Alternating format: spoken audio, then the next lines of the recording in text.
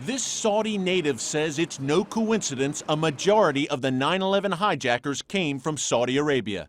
If Islam has to prosper and becomes a superior religion, then certain steps has to be taken by its followers, including spreading Islam by any cost, including the sword, and killing any opposition. These days, he lives in the West and goes by the pseudonym Al-Fadi. He also left Islam for Christianity, a move that would bring a death sentence in his native land. The crucifixion never took place. Someone else was made to look like Jesus and was put in his place. So you learn all of these things, and then of course you learned that the Quran commands you to hate Christians and Jews. Fadi wants to bring these bitter truths about Islam's holiest book to a Western audience.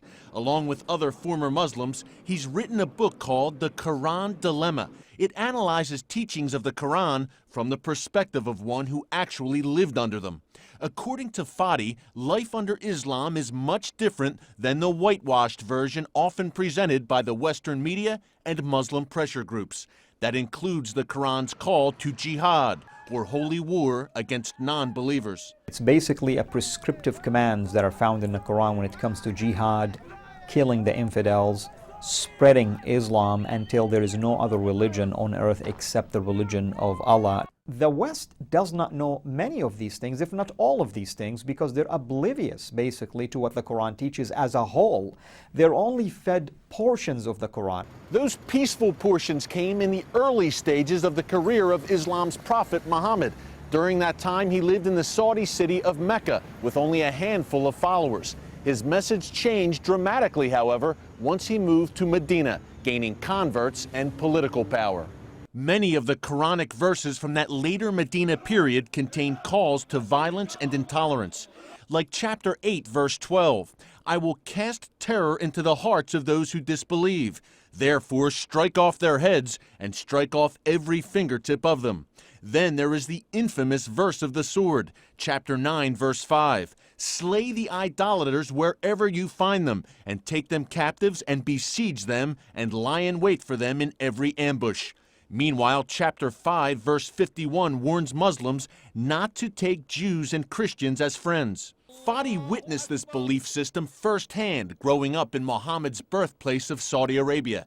He was a radical Wahhabi Muslim who knew members of the bin Laden family. As a young man, Fadi wished to follow in Osama bin Laden's footsteps and take on the Soviets in Afghanistan. I was willing to go and fight and die, but then that opportunity didn't take place. That's when he decided to attend college in the West, in the very backyard of his sworn enemies.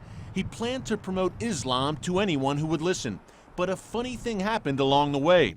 For the first time in his life, Fadi actually met and spent time with Christians. They're kind, they're patient, they're loving, they have moral values. They do not look at others with hatred. They don't have, for instance, this radical zeal that, for instance, a righteous Muslim will have. The more righteous you become in Islam, the more you hate others. In their case, actually, they were loving others. And at some point, I heard of the teaching of Christ that to love your enemies. Technically speaking, I am their enemy, that they did not hate me. They actually loved me. Before long, Fadi was ready to do what had once been unthinkable, accepting Jesus Christ as his Lord and Savior.